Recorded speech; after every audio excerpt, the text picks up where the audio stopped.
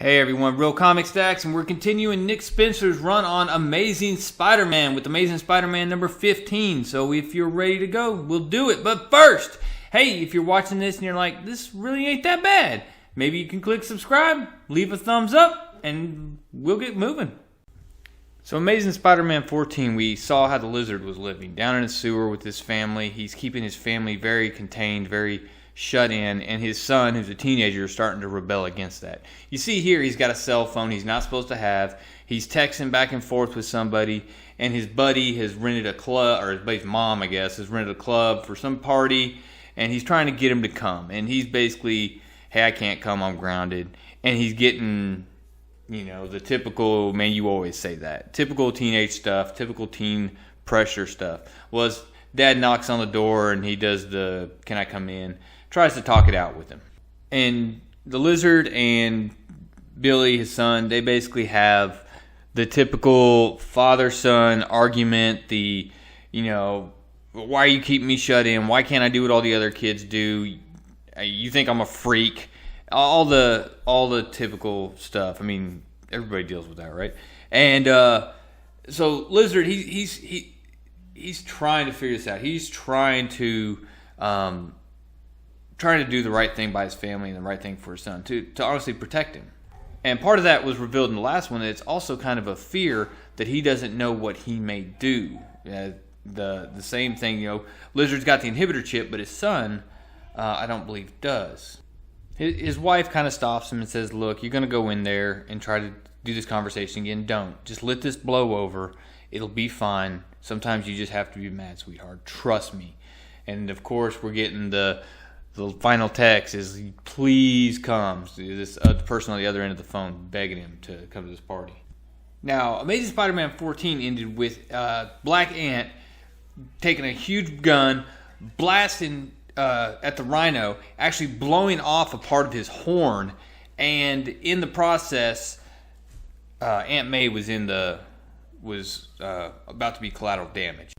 And when we join Spidey, he is just tearing through the rubble with his bare hands, bare sticky Spidey hands. He's throwing stuff, just tearing through, trying to find Aunt May and trying to find survivors. Well, the Taskmaster thinks he's going to take advantage of the situation, sees Spider-Man freaking out trying to save these people, and is convinced that he can take this opportunity and go eliminate Spider-Man. Well, Spider-Man just flat out ain't having it.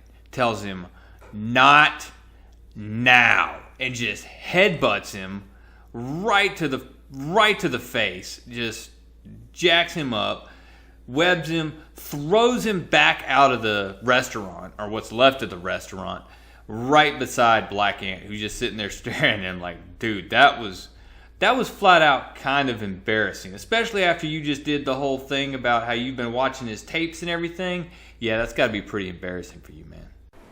The part that really stinks here is what's going on with Rhino, because the Rhino was, he asked Spider-Man for help, and hey, they did a, you know, Spider-Man and Rhino team up, and it was pretty cool. You thought they were maybe heading some places with this storyline. Well, with Peter Parker completely focused on trying to save Aunt May, he leads Rhino to the Taskmaster and the Black Ant, and he's captured. And Rhino tells him, look, I thought you were my friend. What are you doing? Help me. And Spider-Man's just over there still digging through the rubble. And Spider-Man can hear him in his internal dialogue that, hey, you know, it's not easy ignoring the Rhino's cries. And the Rhino is telling him, look, Spider-Man, I will never forgive you. I will never forgive you for this. And Peter tries to play it off, and he's like, he's a big guy, he could take care of himself. But at the same time, he's telling himself, I just caused myself some future problems with the Rhino. It's right about that time that Spidey busts through to a pocket in the rubble and realizes real quick that Aunt May is down there basically running things.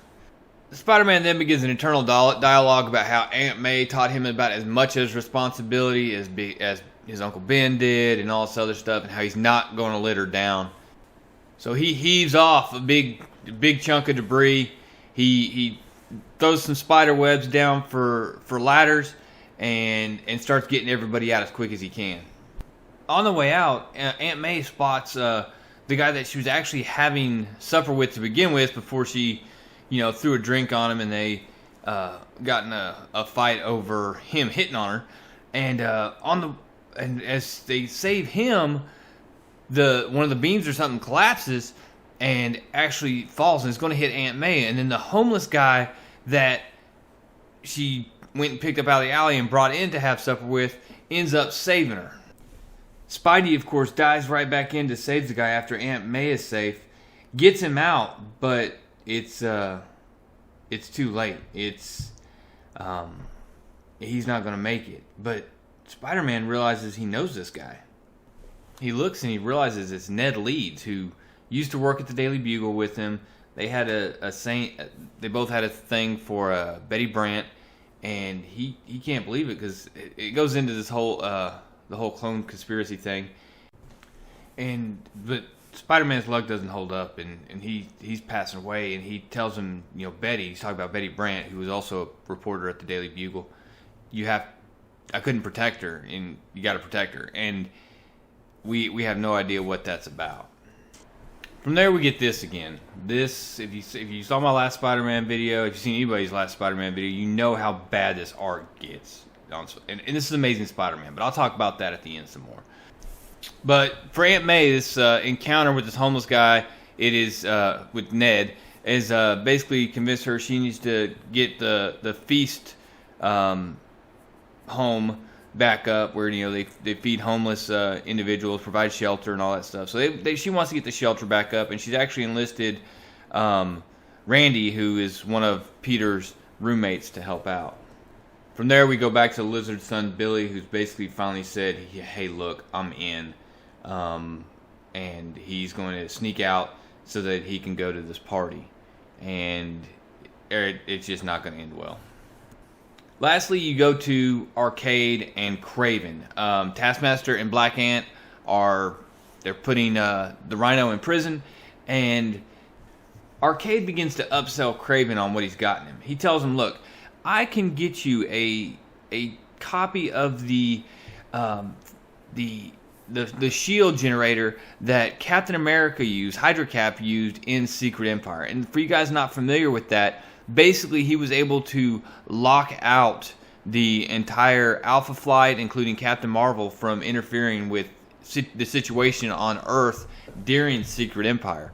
And Arcade is saying he can build one of those localized. He can build one that will allow him to have the freedom of maneuver and no outside influence when he goes up against Spider-Man, who it's obvious that he is one of his upcoming targets. Now, Arcade offers it for Kraven in Africa, and he says, I'm not using it in Africa. I'm going to use it in their backyard. So that's where we're heading with this. We know a big hunt from Kraven is on the way. And now we got to talk about this art. I'm convinced that Marvel is intentionally running down the art on some of their main storylines, like Amazing Spider-Man, and probably trying to up their art quality on some of their lesser selling, less popular, some of their agenda-driven books. And this is Amazing Spider-Man we're talking about. Amazing Spider-Man is a cash cow for Marvel. It sells. People pick up Amazing Spider-Man and have picked up Amazing Spider-Man for years and years and years, and will continue to do that, and they know that. And I think rather than giving those fans who have been loyal to Marvel a continued good product, they're starting to give us stuff like this, where it's a product that's slipping. The art is not as good as it should be. It doesn't look good at all. This is bad. This is really, really bad art right here. This is, what is Peter Parker? It doesn't even, come on. The last 2 months, it stuck out like a sore thumb. The coloring last month was horrible with Kraven's purple vest going on. And this month, it's slightly better on the coloring, but the art for any part with the Lizard, any part with Kraven the Hunter, and any part with this other version of Peter Parker who is, it's ridiculous. This is bad, Marvel. Fix this. Come on. But we know you won't. So, anyways, that's all I got. I will have a live stream, 200 sub live stream this weekend, Saturday.